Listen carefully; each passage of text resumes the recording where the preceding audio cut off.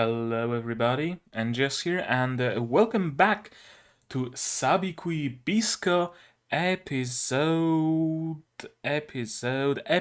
5.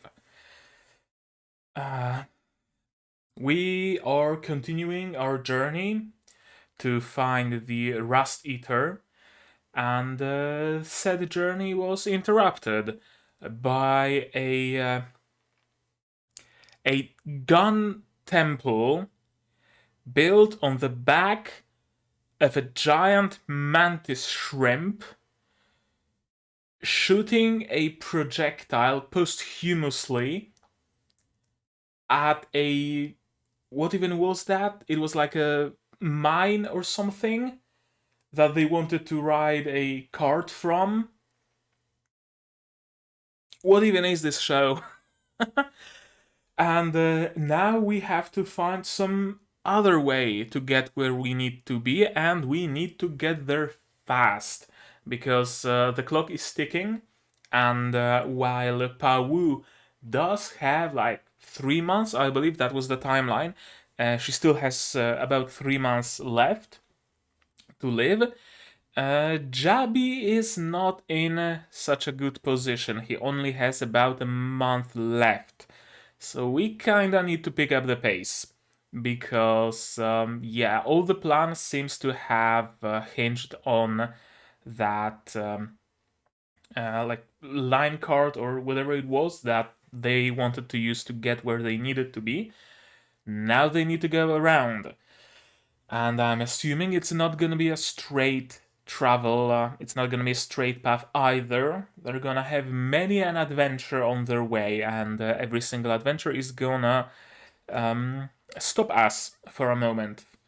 Or maybe not. Maybe they're gonna find a tribe of people who have super fast cars, and they're gonna ride where they need to go with a car, and they're gonna make it on time. Who knows?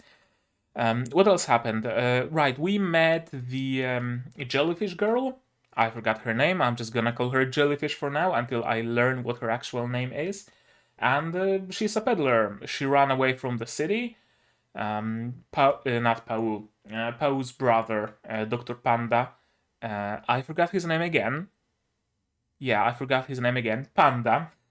Panda saved the life of Jellyfish with a very, very nasty looking kiss because she was given that egg with some sort of balloon bug or something that was supposed to keep her from running away, but she decided to run away, and she was lucky that she met our heroes. She left them some provisions. We're all good. I have no doubt that we're gonna meet her many a time.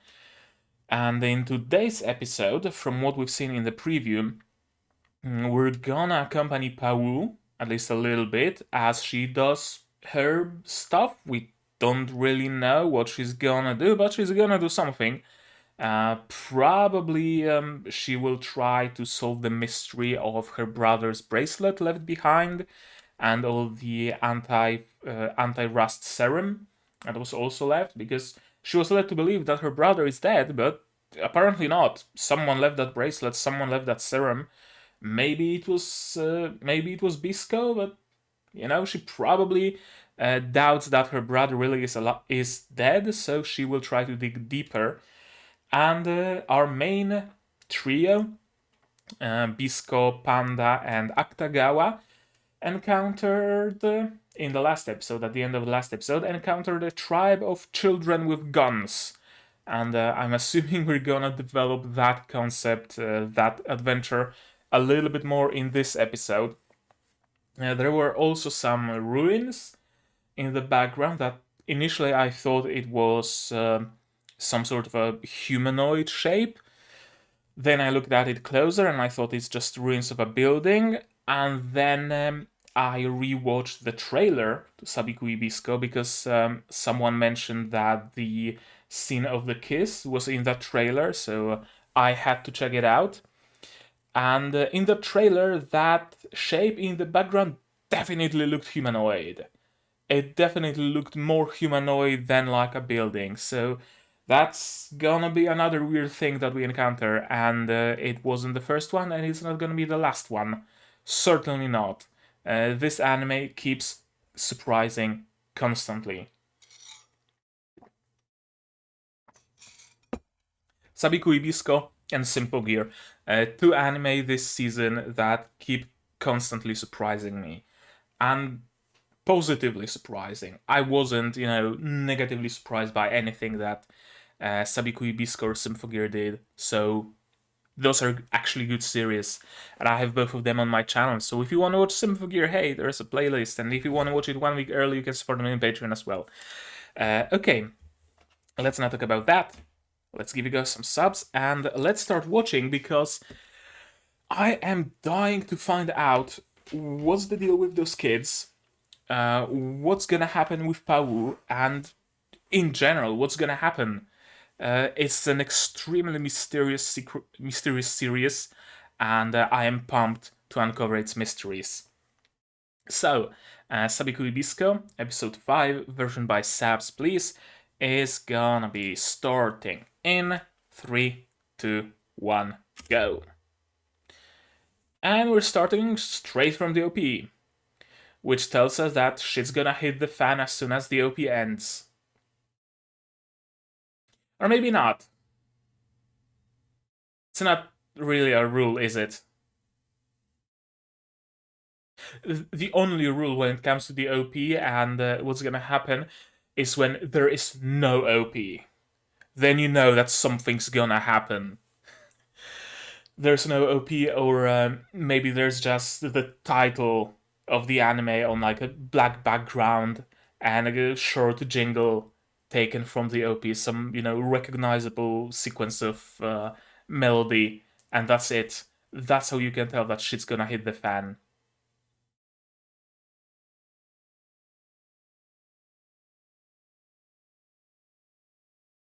I fucking love this OP.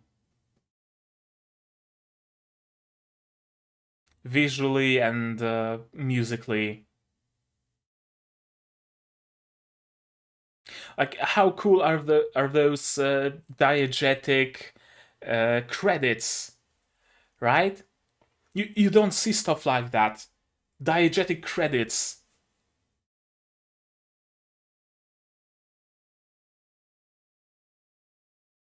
Yeah, on the underbelly of the flying whale. Where are you going, Pau? Children's Fortress. Uh, are we in Pripyat? Because that looks like Pripyat.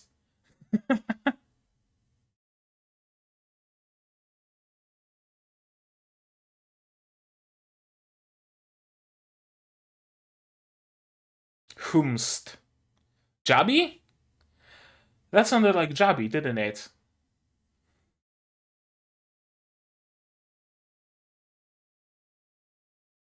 Yeah, he's nuts, alright. Oh, right, the governor.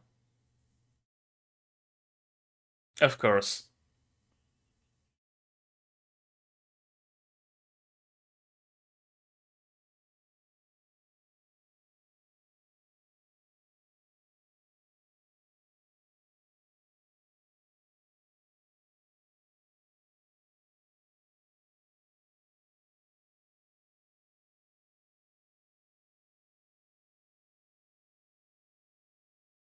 Something tells me they don't want money.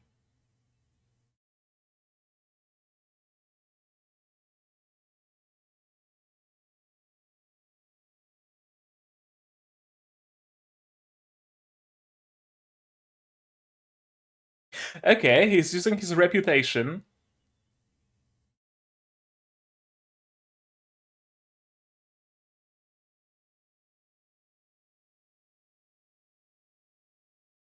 Let me guess, they kind of worship him as the ultimate outlaw? No. Yeah, it sure did. Sure did work out.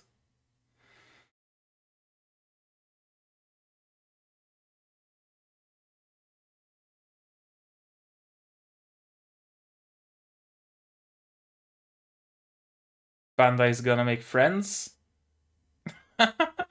More than friends? Yeah, it's definitely a head, a skull.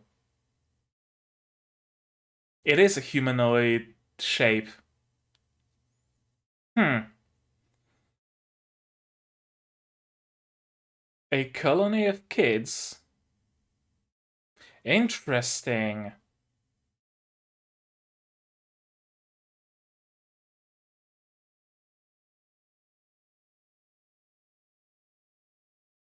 What?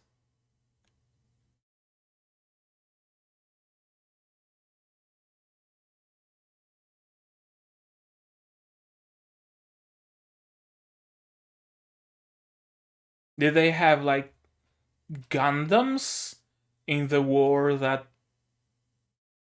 was that taken place before? It's raining men. Hallelujah. Ooh, that's a big spider.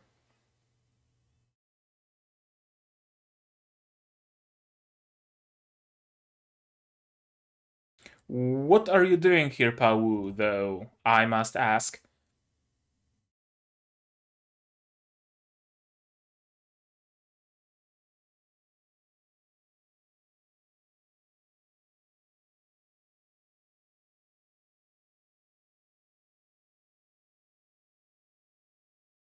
Right, she got a flat tire. And where's she going?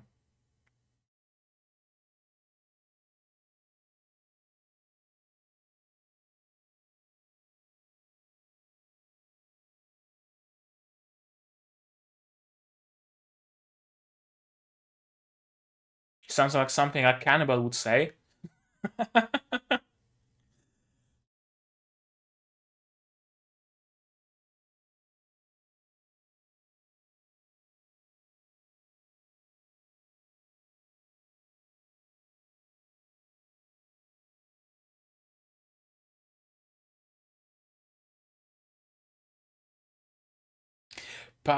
Not Pau. Milo? Milo. Milo has, has some charm. He gets all the ladies.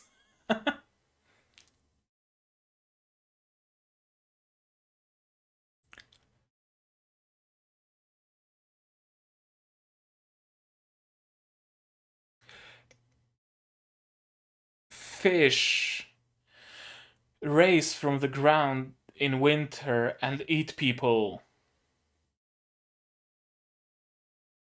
Are you for real? No, that's not rusting, it's white. Rust is red, this is white. That's some sort of calcification.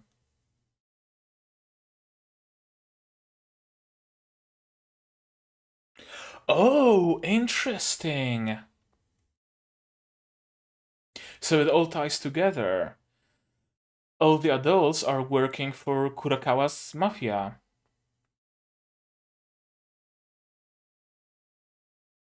What is it, though? If not rusting, then what is it?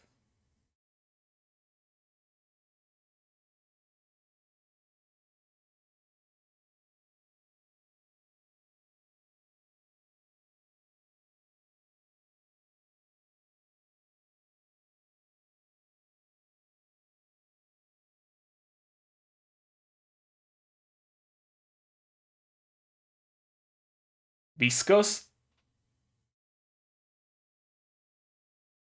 Was it, though?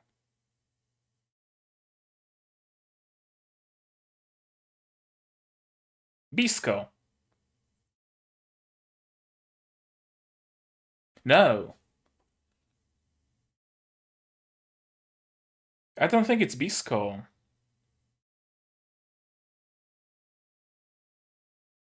Or is it?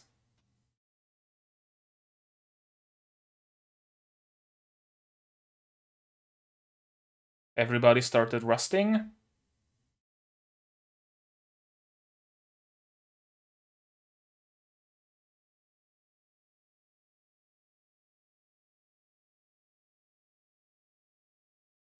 Could it be that there's someone going around either an actual mushroom keeper or someone who dresses up as a mushroom keeper who's going around trying to actively tarnish the reputation of mushroom keepers.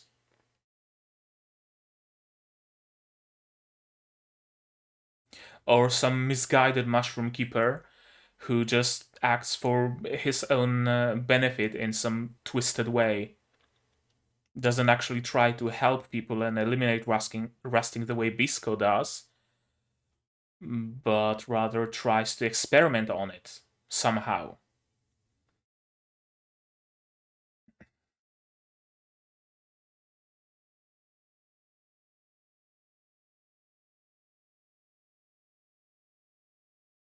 Because mushroom keepers aren't a uniform group, right?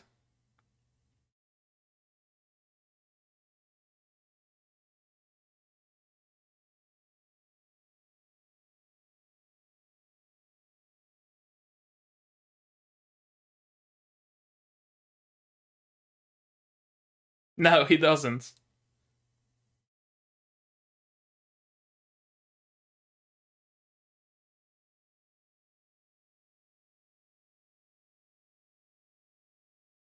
And now you're the chief.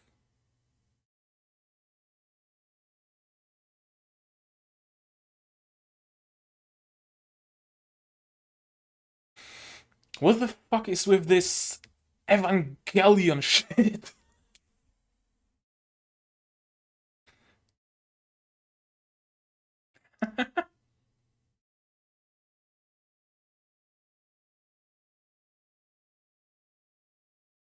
I mean, he's not wrong.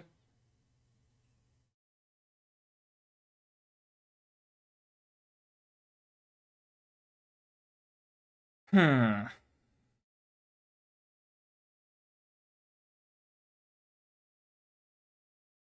Hmm.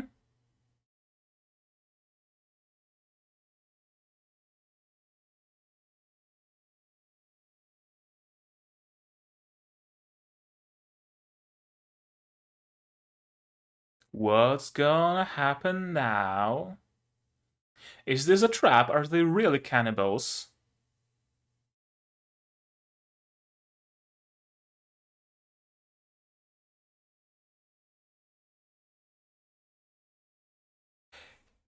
Excuse me, what the fuck?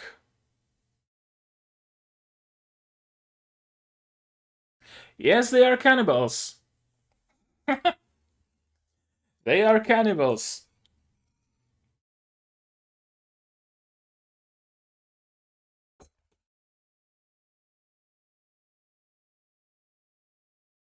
Or they're just fucked in the head.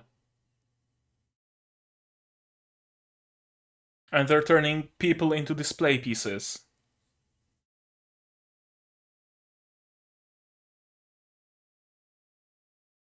Yeah, there was never any bandits.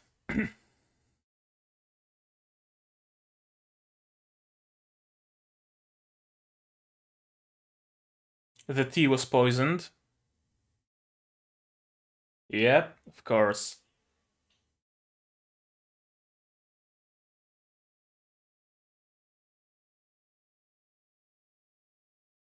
Oh.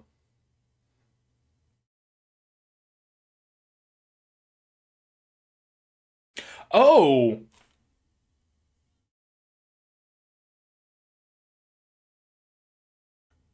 Excuse me, what?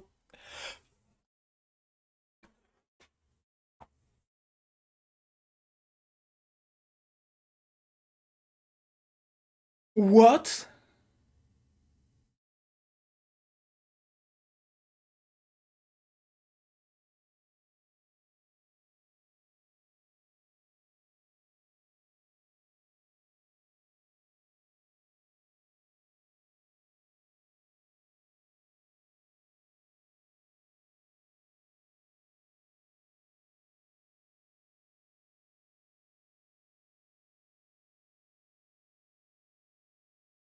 Hmm.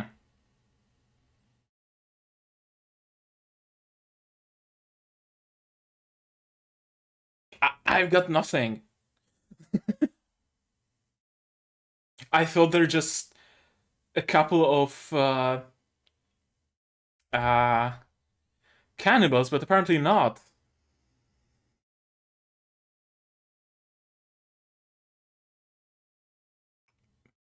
Instead, they were using human bodies to create display pieces and Frankenstein monsters.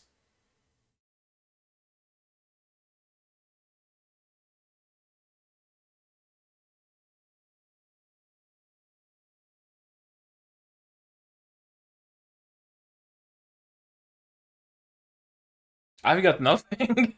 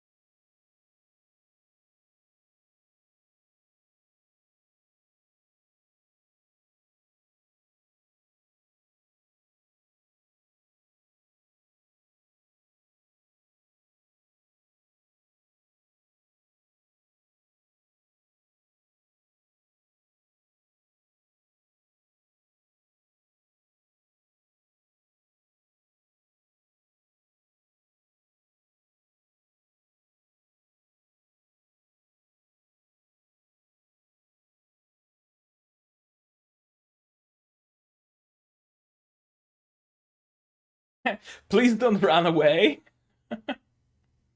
What you gonna do, Bisco? You're gonna run away. Of course you are.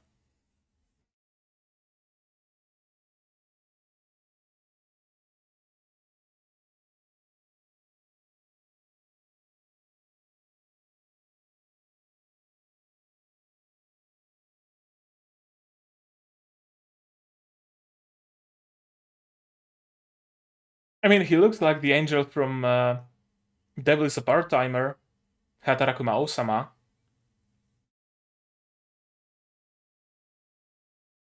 You release my friend.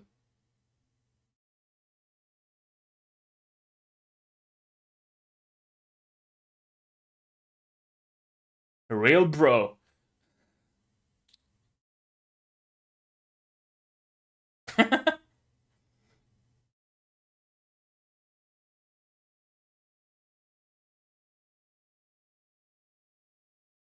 Oh, it's it's the blowfish.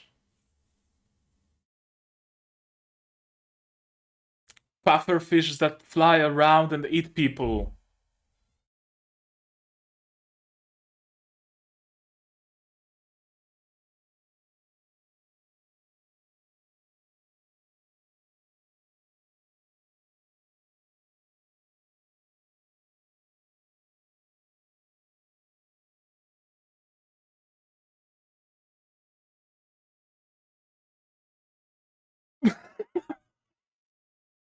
What even is that?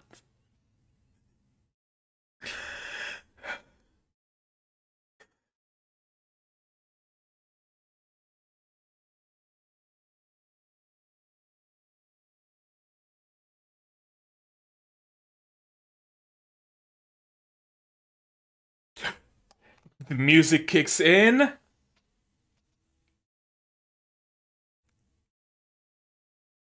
Oh yeah, it's Bisco time.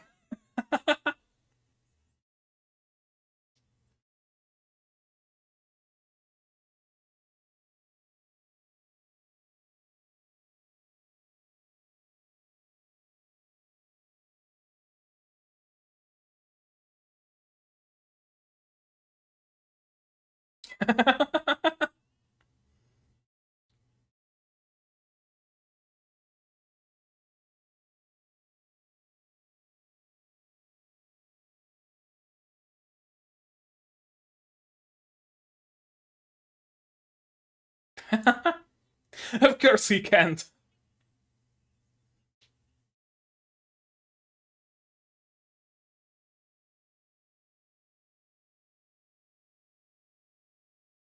I mean, that's a decent trade.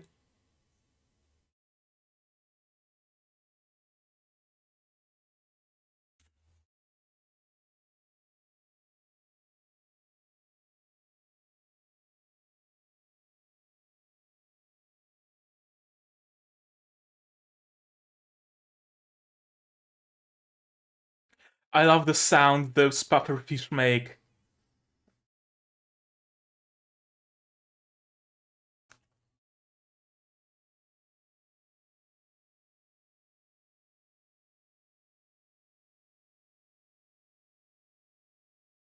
Done.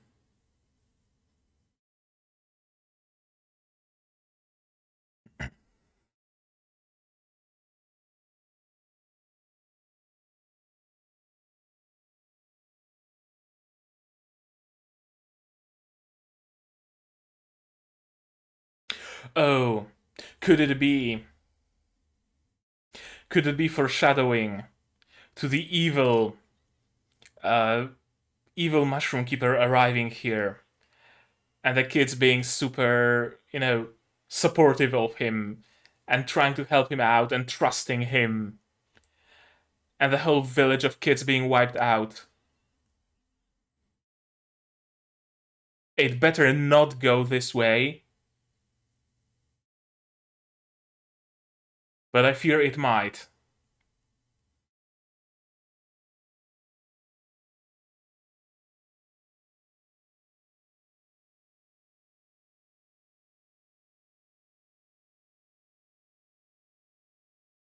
You've now been appointed as the village's doctor.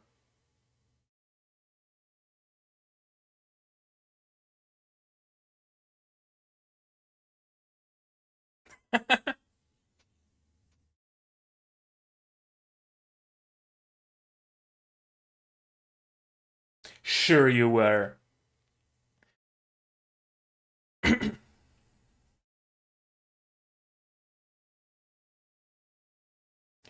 Very similar to you, Bisco. Very similar to you. The resemblance is uncanny.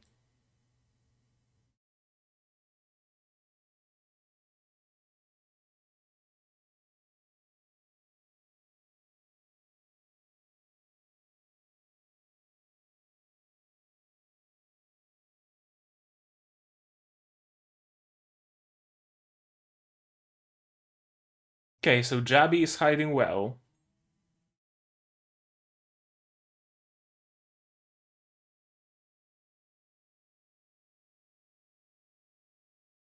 Is that Jabby?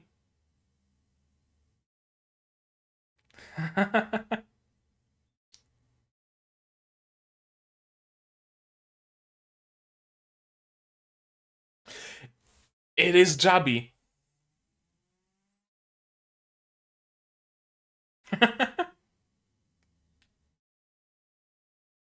But it's like galaxy brain from the governor. Secret signal. It's galaxy brain. All of his people wear masks, so he can't easily recognize if there is an imposter among them. So they have a secret signal that makes everybody kneel. Except the imposter, who won't know of the signal. Oh, that's galaxy brain.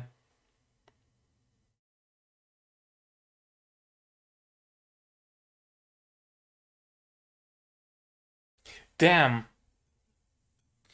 Such a short episode. Do we get some after credits scene? No, I don't think we are gonna get one.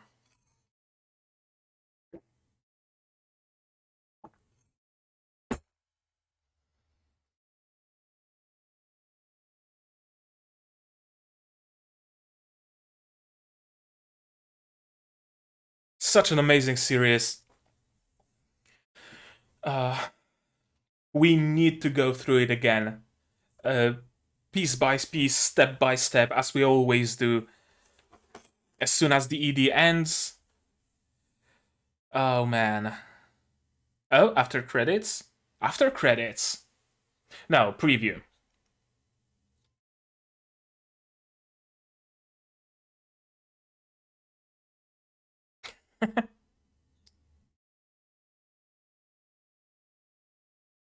I love his voice. I fucking love his voice. Okay, let's drop into this view. Get it to full screen for me, and let's go through it again. This really looks like Pripyat, like some weird combo of the world of what's that Kojima game, the walking simulator. Uh, Fuck, how could I forget? Uh, Wait, I gotta Google it. Kojima walking simulator. Death Stranding. Yeah, Death Stranding. Uh, it's like a mixture of Death Stranding.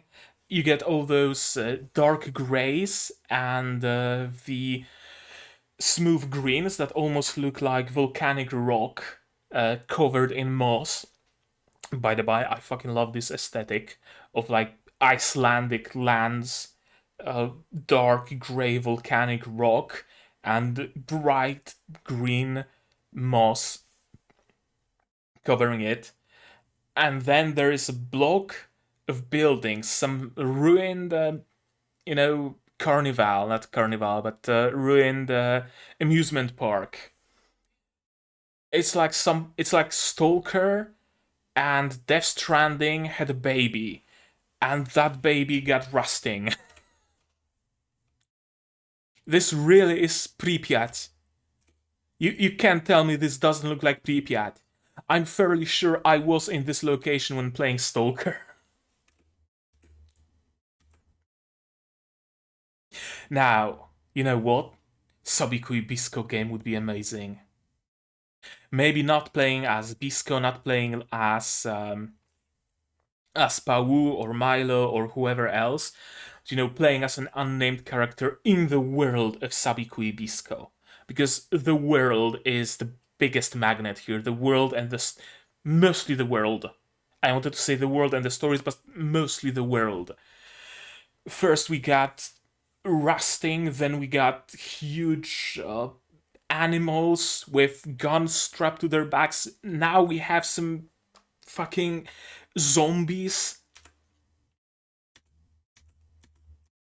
and a building that looks like a skeleton of an Eva.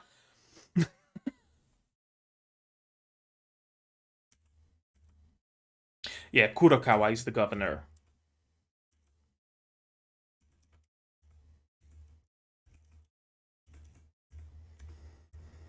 I mean, sure, you are in captivity right now, but Bisco knows that every single chain out there is rusty.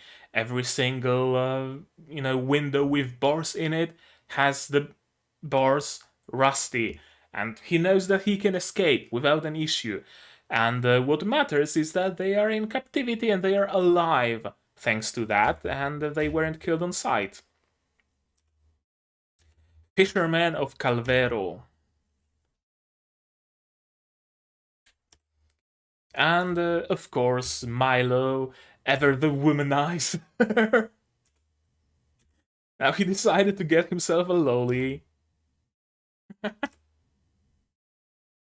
Akutagawa is just munching on those red watermelons. It was carved out of a piece of tetsujin that landed here after the explosion. What is a tetsujin? Tetsujin.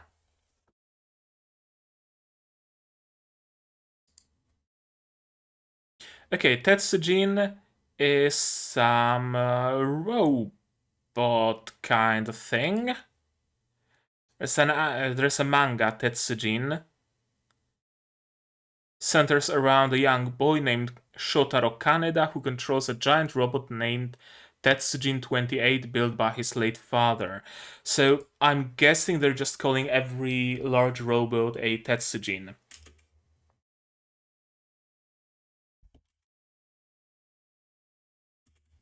Landed here after the explosion.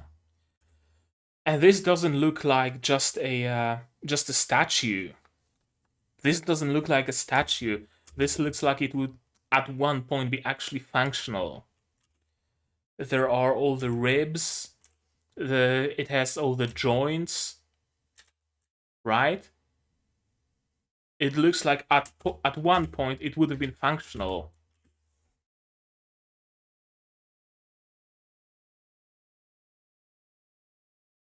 Were there actual huge fighting robots, huge Gundams, taking part in some sort of a war pre-events of this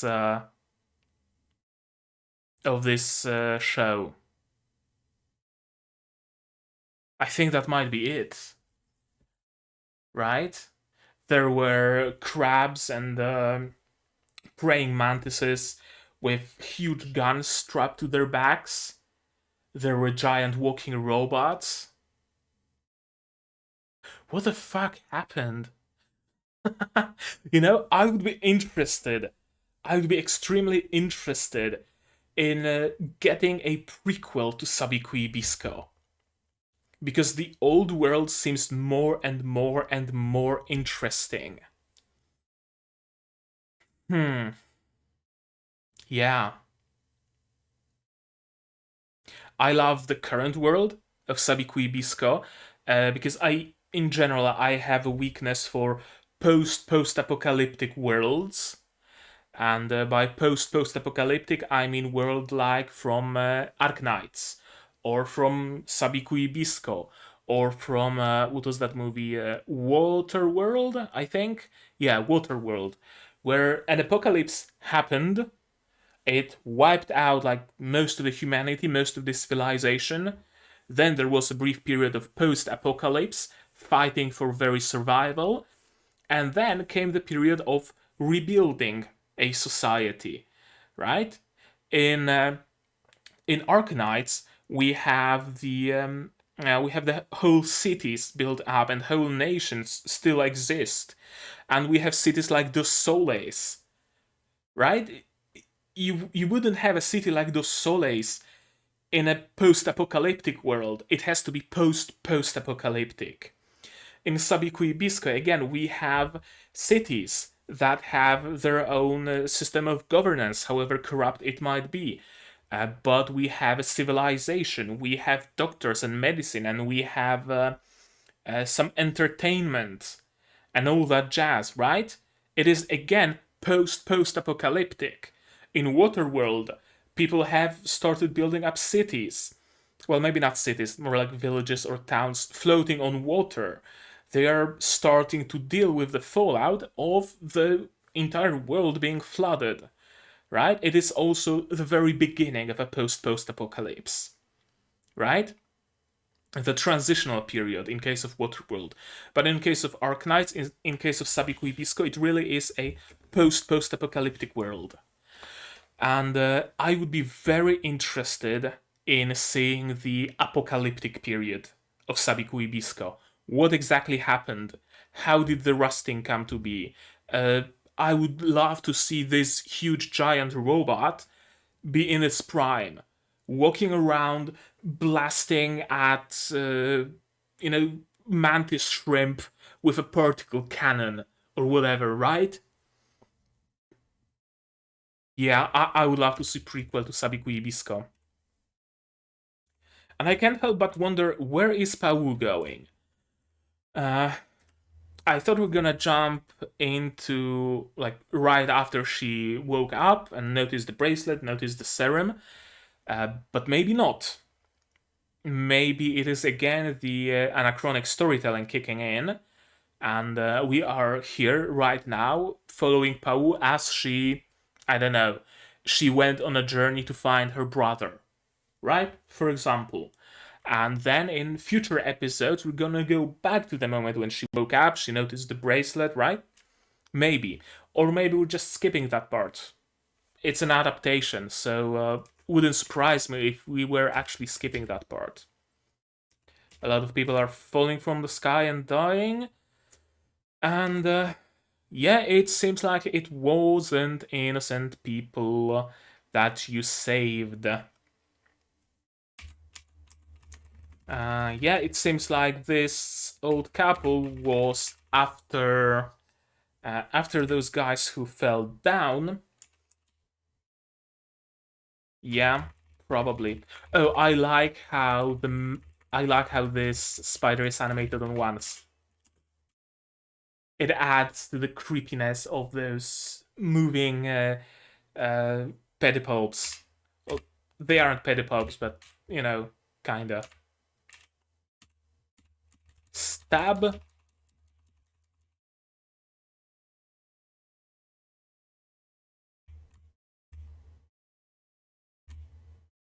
I like how the spider moves. Yeah, I like it.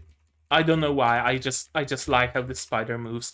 Even the head and the limbs. And that's an instantaneous transition in the span of a single frame. That's how you add a lot of impact and a lot of dynamicism. Is dynamicism even a word? A lot of dynamic to a scene. It was often used in Pact of Destiny as well. Was it? Or was it a different series? I remember it. The same trick was used in some other series. Either Attack of Destiny. I think it might have been it. I think it might have been used in Attack of Destiny. Might be mistaken. There were also a lot of scenes where you would have the enemy in one state, and suddenly in just the next frame, the enemy is being kicked in the head or shot or something. And we linger on that moment, right? We don't immediately move with the kick, we have a little bit of slow mo. It's slowed down, it's animated now on twos. Notice how the pedipalps are animated on twos now, not on ones. That adds to the feeling of it being in slow motion. And then another very quick transition. In the span of a single frame, the spider is gone. It really creates a lot of force and a lot of dynamic to the movement. Because you immediately understand that if not for that slow mo, you wouldn't even notice the spider being gone. Kick, slow mo, gone. Right? I love how they're doing action scenes in Sabikui Bisco, and I'm grateful.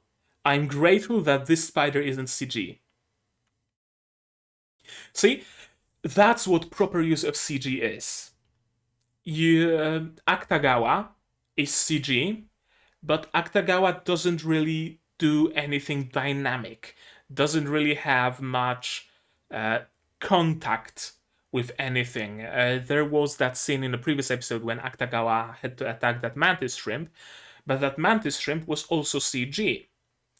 CG on CG impact works fine. 2D on 2D impact works great. CG on 2D and 2D on CG impact doesn't work.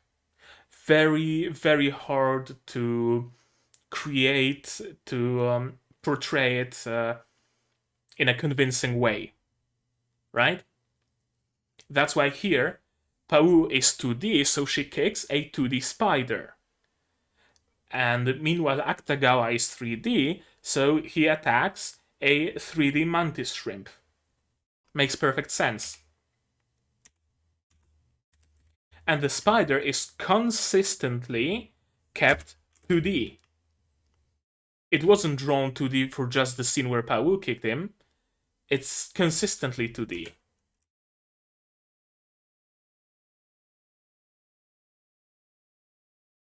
I think her I think her bike is CG, but it looks good.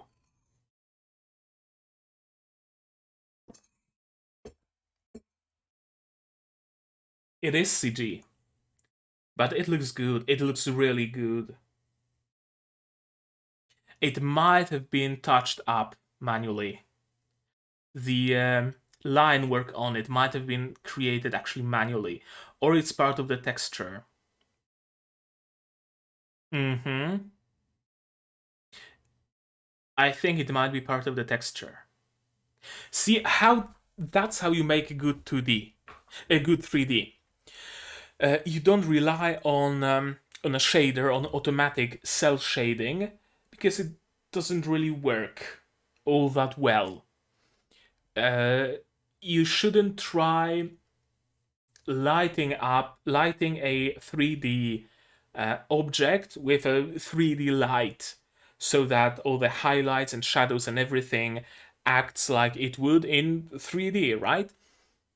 They should be doing more of this bike, where the CG object is completely unlit, but what creates the illusion of shadows and highlights is the texture. That's how they should be doing it. Because, I mean, it looks great. Don't tell me it doesn't. For a moment, I wasn't sure if it was CG or not, but it is CG when you look at it more closely. But it looks so amazing. It looks very convincingly 2D. I'm actually amazed.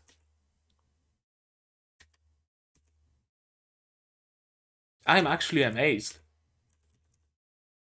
Or maybe it's kind of like rotoscope, a CG bike, but it was drawn over. No, something about the tires tells me it's CG. I'm not entirely sure though. Clams simmered in milk, and yeah, Milo is making fast friends.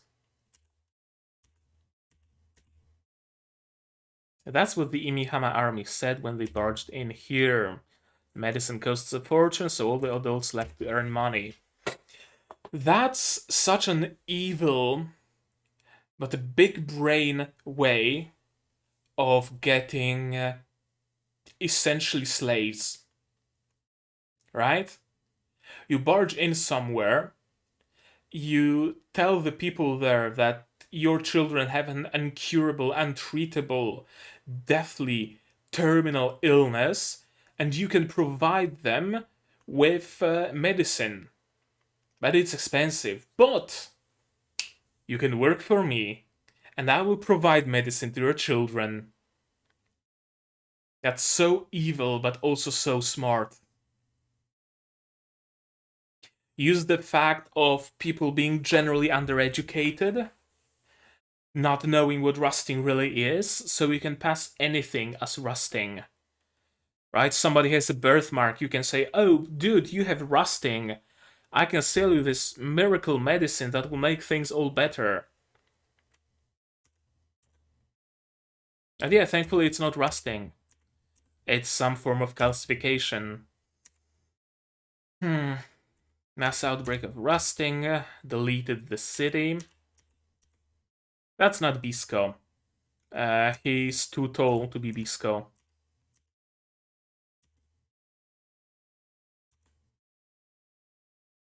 And yeah, thank you, the experiment was worthwhile. Apparently we have a mushroom keeper, or someone who pretends to be a mushroom keeper, going around doing human experiments and tarnishing the reputation of mushroom keepers. I wonder if it's gonna become relevant in the future. Are we gonna meet this other mushroom keeper? Perhaps in the manga it's already happened. I don't know. I'm not reading the manga. But I don't think we're gonna get to it in the anime. We're at episode 5, so it's almost halfway through. I don't think we're gonna get to that. Or maybe we will. Who knows? Maybe within the next 3 episodes we're gonna wrap up the journey for the Rust Eater, and the next 3 episodes we'll be chasing after this guy. Who knows? Then again, on one hand, going after the Mushroom Keepers sounds kind of like going after the One Piece, kind of like the end goal of the series as a whole that they always go towards but never quite reach. On the other, maybe they will actually find the Rust Eater fairly early, and there's still a lot more that they can do after finding it. I wonder. Mushroom keepers really are spreading rust. No, they aren't, Paul. Don't trust those Frankenstein children.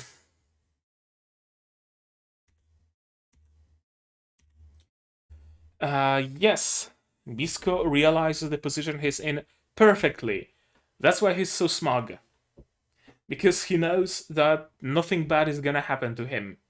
He knows that full well.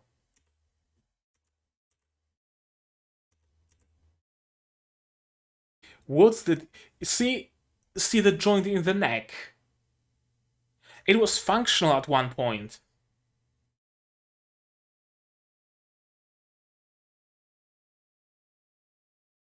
Why the teeth though?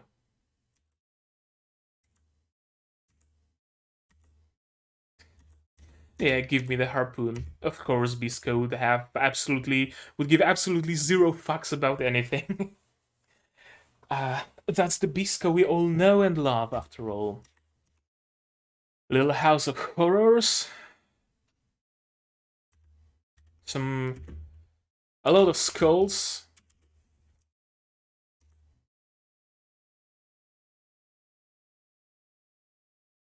Let's turn that woman into a statue of a female Oni. Initially, I thought that they're cannibals. I mean, that was like the very first impression I got. I've played way too many games by like Obsidian and Bethesda to to not recognize cannibals when I see them. And even in The Witcher 3, if you see an elderly couple living alone in an abandoned town, you know they are cannibals. 100%.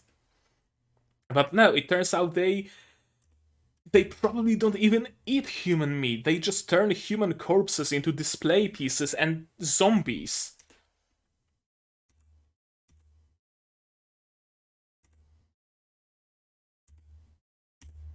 How?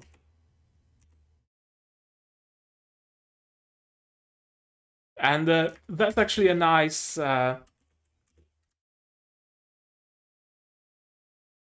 yeah, that's a very nice, not subversion, kind of a gotcha, kind of a psych moment. You're led to believe that some poison is starting to work on her, and oh no, what's gonna happen to Pau? And yeah, no, it wasn't poison. Just my rust was aching a little. I dumped your tea. I didn't drink it. Who do you take me for? Yeah, I like it.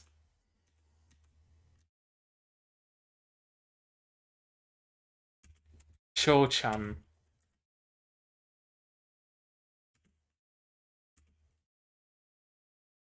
How? How? That's another question I have. How? The technology in this world seems to be both fairly primitive and at the same time incredibly advanced. It's almost like a biopunk, you know? Yeah, it's very biopunkish. Hmm. The animals being used as weapons and transportation. The escargot fighter, which is a plane, by the way, not a chopper. I was mistaken in the previous episode. I didn't remember it right. The escargot fighter, Akutagawa, the hippos with guns on their backs. Now we're having living corpses. Rust that affects humans. Some other form of calcification. There's a lot of biopunk here.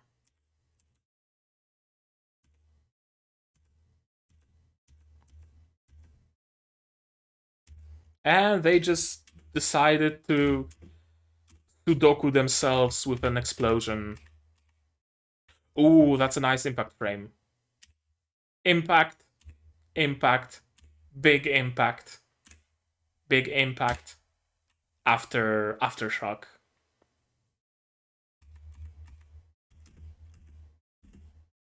Yeah, and flames completely engulf Pau. We see her only for a couple of frames. 1, 2, 3, 4, 5, 6, 7, 8. 7 frames. That's how long we see Pau. Then she's completely engulfed in flames, and the entire screen is covered in flames. But of course, she escapes. Because she's a badass like that.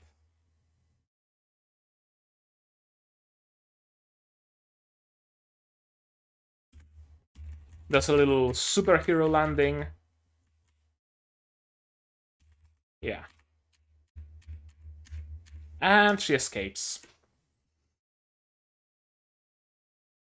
All sorts of nutjobs living in this world. And yeah, of course, Milo healed them. Must be Butter Christ or something. Konakidani. Map of the train. Of the subway. Could it be that the way they managed to find the Rust Eater on time is them taking a subway, getting the subway to start moving again, or just using the subway tunnels to completely evade and avoid any and all like rivers and mountains and whatnot. Just go underground and straight road to the goal. I think that might be it. And yeah, I'm good to know that there are still good mushroom keepers in the world who help people in need.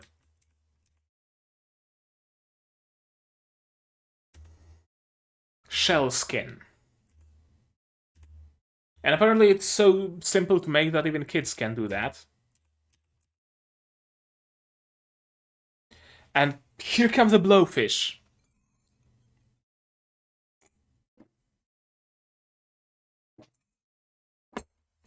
Here comes the blowfish.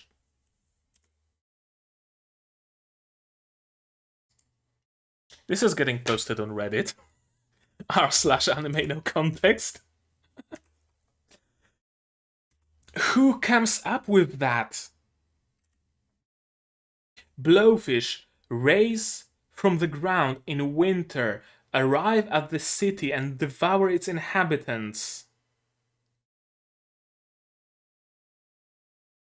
Also, there is a mistake on the power lines. Someone didn't erase part of the storyboard, I think. Or something like that, because in the middle, you see the power lines being duplicated. There are like the proper power lines that are also on the sides, and then there are power lines super choppy, super pixelated.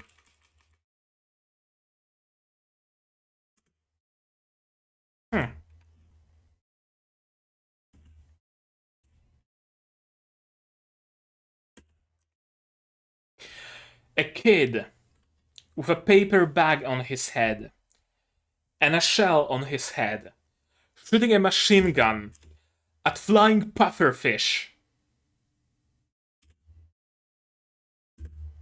Let that sink in.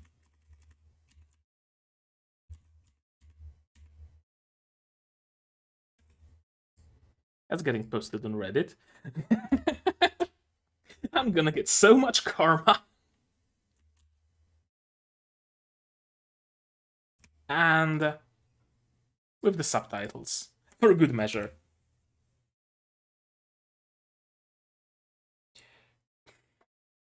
Pufferfish floating by an Eva skeleton, devouring kids whose skin calcifies.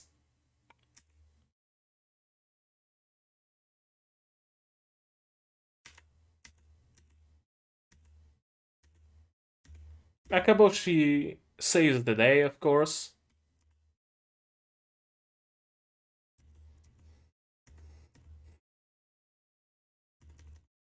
We have a fair trade. One station name for one pufferfish dead. Well, now at least the kids have a lot to eat, right? They have the mushrooms, they have the pufferfish. Although, if they are fugu, they might be like super poisonous.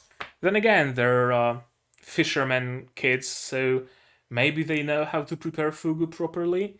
If not, then I guess at least they have some champignons to eat.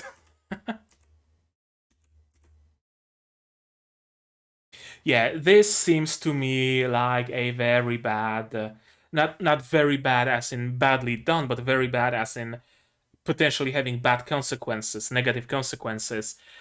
Foreshadowing. We know there is a mushroom keeper who is actively malicious. And Bisco saying, if a mushroom keeper needs your help again in the future, help them out. That really looks like foreshadowing that the sinister mushroom keeper is gonna arrive at this city one day and is gonna inject all the kids with rust. Bisco and Milo are gonna be coming back, and they're gonna see half the city dead and half the city covered in rust. I fear that might be the case. Maybe it's gonna create some additional drama where they will have to use up all the rust eater mushroom on the kids in the city. That'll be interesting. And I'm looking at Akutagawa's CG, and the top of Akutagawa looks great. The claws, the pincers, do not. And I mentioned it during the last episode of Arifureta Season 2.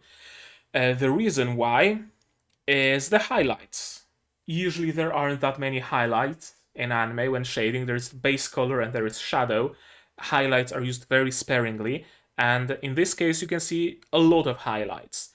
And also those highlights and those shadows are blurred, very blurred. Usually in anime, even if an object is round, like look at those watermelons, right? The watermelons are round and they are shiny, and yet both the highlight spot and the shadow have a very well visible, very well defined border. Meanwhile, on Akutagawa's pincers, it's all fairly blurred. The base color goes smoothly into the highlight, it goes smoothly into the shadow. That's how we can instantly tell that something is made with CG.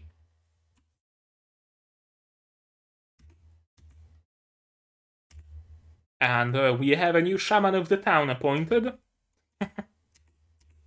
She doesn't want to let go of his Hasubando, of her Hasubando. But no, Milo has Bisco already. He doesn't need any Kani. And a brand new weapon acquired. And yes, I agree with Milo. Well, Milo doesn't say that directly, but I think that's what he means. The kid is very similar to Bisco. Extremely similar.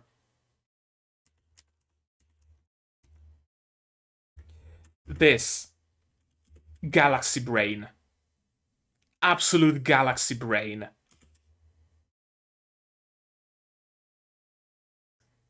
Absolute galaxy brain.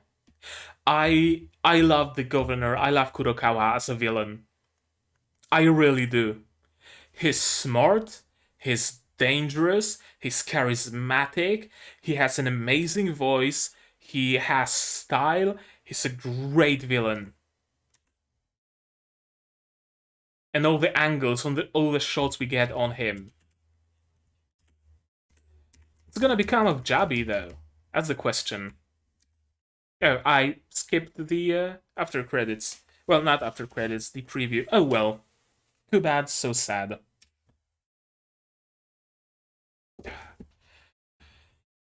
Sabikui Bisco proves yet again to be a show that completely evades human comprehension, and I wouldn't have it any other way.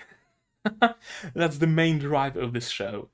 It's so absolutely insane, absolutely crazy. It has such amazing and original and wild ideas that it's anime of the season, calling it now. To me, personally, anime of the season. I don't need to watch Attack on Titan. I don't need to watch the second or third or fourth or whichever season of Demon Slayer. This Sabikui Bisco is the anime of the season. Fight me. Fight me. Really, honestly, Sabikui Bisco is an amazing find, and I'm really glad that it got an adaptation. you know?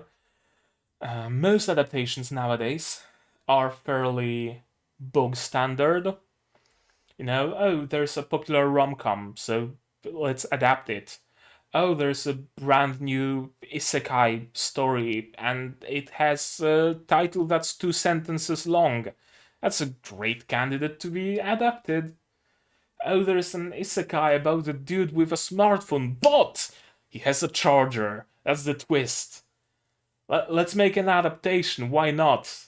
It seems like most adaptations are very inane, in a word, so to speak.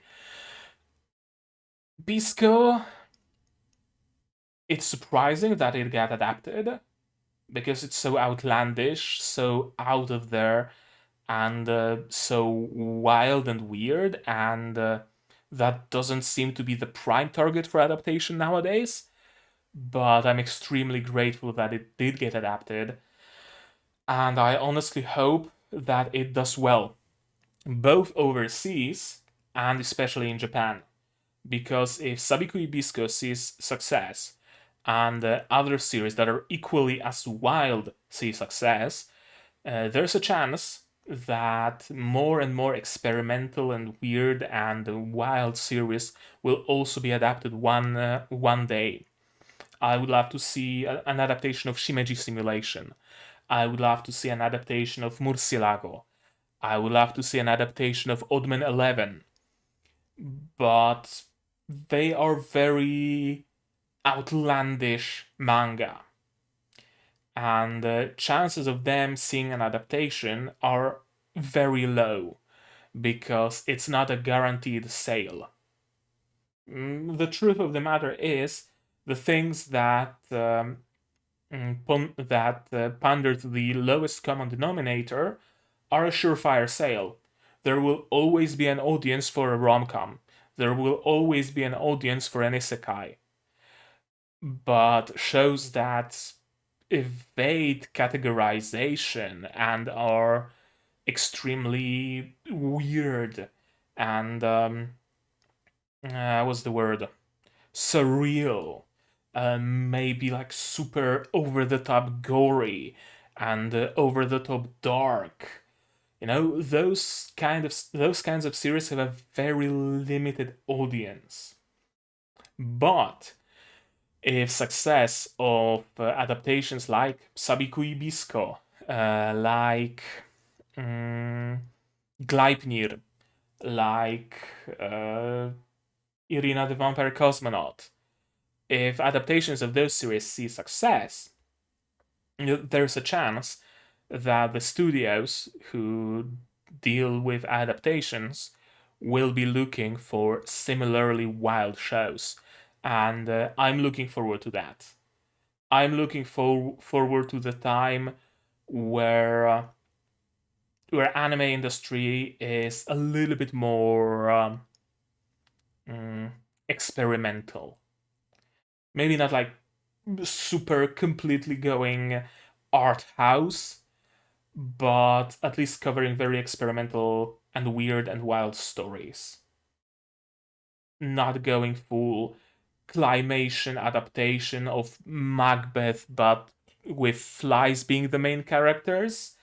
Experimental, but Oddman 11 experimental. Or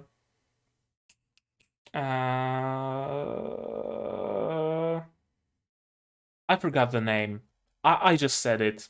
I just said it before. The one with mushrooms and flying fish, not Sabikui Bisco, but the other, the manga. That adaptation, right? That kind of weird, that kind of wild. I wonder what the future will bring. I'm hopeful. I'm very hopeful. But I think we should end it here. I've already been talking for over an hour and I haven't said all that much comparatively to the time I spent talking. So, high time for me to stop.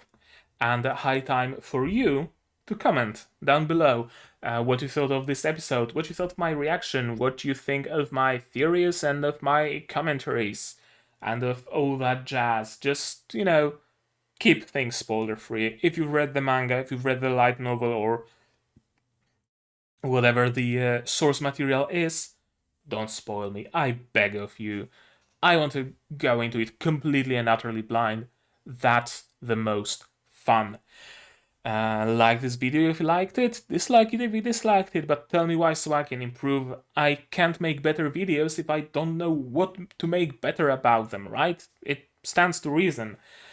Subscribe to the channel if you want to be notified of future releases, not only Sabikui Bisco, but also Arid Season 2, Symphogear, Tokyo 24Ku, and Dolls Frontline / Girls Frontline. I'm releasing all of them. So if you're interested in any of the series or in any of my past series, you can just visit my channel and everything will be there, and current shows will be in the tabs, cards, whatever you want to call them, in the corner. There. Oh, did I? No, I thought I stopped the recording. If you really like what I'm doing, you can support me on Patreon, link in the description. For just $1 a month, you get access to a special role on my Discord server, and that role gives you access to a special Patreon-only channel. So if you want to join that and reap those benefits, be my guest. And for $10, you get early access to non-seasonal shows. This season, it's Symphogear episode 5 went live yesterday, and episode 6 went live yesterday for my Patreons. No, not yesterday, 2 days ago. Yeah, on Saturday. Yep, I was mistaken, on Saturday. My Discord server, by the way, is open to everybody, so even if you don't support me on Patreon, you can join the server, link in the description. There is only like 14 people there, so it's still in fairly early stages, so you can have impact on how it grows. Show me suggestions for emotes, for example. We still have plenty of slots left. Share this video if you know someone who would enjoy it, and or if you know someone who wouldn't enjoy it, who would suffer very much by watching it, and you hate that person, send them my video. All that matters is a view. All that matters is spreading the word, because the more you guys spread my videos around, the more YouTube itself spreads my videos around. It's kind of like a snowball effect. So I would be grateful for any and all exposition. The only situation where exposition is actually valuable, what? Yeah, I think that's it. Yeah, that's gonna be it from me for today.